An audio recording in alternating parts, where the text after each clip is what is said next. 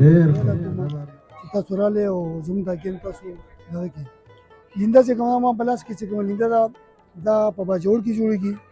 دې کې د مارخور چې کوم دی ښکر لګي او دې کې د سارو پلې لګي او سرمن ویل کېږي هغې کې تسلیخ وي هغه سلیخ پکې لګي او دا باجوړ کې جوړېږي صوابیا کې جوړېږي.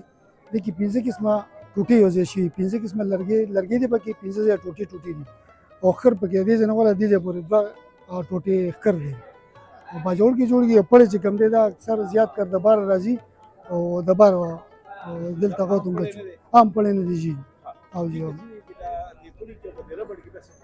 ربړ چې کوم دی خو عام ربړ یا غار ځای کې ملاویږي او دا چې کوم دی ډېرې ګرانې لیندې دي او مشکل سره پیدا کېږي او ملاویږي هم زر نه او ښکرم نه پیدا کېږي او مرمت هم ګران دي جي. پړې چې کوم دی دا پړې والا لینده چې کومه ده ښکر والا دا پایدار ډېره زیاته ده. دې شوقیان هم ډېر دي دا قیمتي ده ډېره زیاته. سر لبې چې کوم دي صرف په دې باندې کېږي ربړ باندې نه کېږي جي. ربړ باندې صرف نمایش کېږي. سر لبې د کلي کلي لبې جي یو کلي د بل کلي لبې او لس کسان یې پای کې یو وزیر یو مشر او هر یو کلي پکې بیا وایي هغې له بیا خپل ډلې راځي لس اته کلي راځي او هغوی سره شریکېږي او د هغوی تعاون کوي.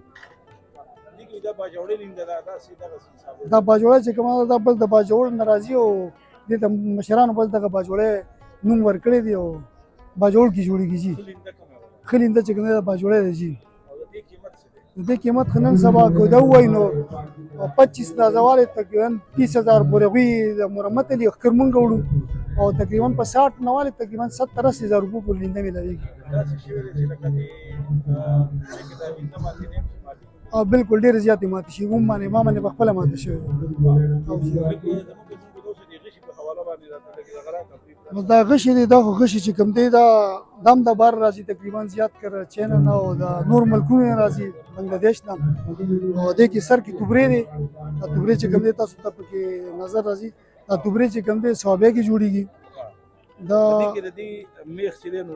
دا د دې مثال د زري څنګه چې ټوپک کې زري بس دغه شان د زري مثال دی اواز هم ښه کوي او دې سره نشان چې پکې دی او دا توبرې چې کوم دی په زیده کې جوړېږي راج جوړېږي دې کې ویل نشته تنې جوړ دی دا او دا غشي دی دا وزري دی پکې وزر چې لګېدلی دی د مارغه وزري لګېدلی دی او چې بس دې سره ښایست هم زیات کړي او شور هم کړي په لارې چې روان یې وزن او فرار کړي او ښایست هم زیات دی.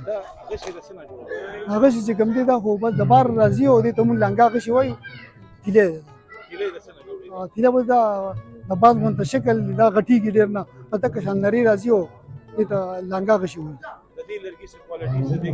دا بس مضبوط لرګي چې ماتېږي نه او مضبوط دي داسې بل نه ملاویږي او صرف په ټوپۍ صوابیا ټوپۍ کې ملاویږي.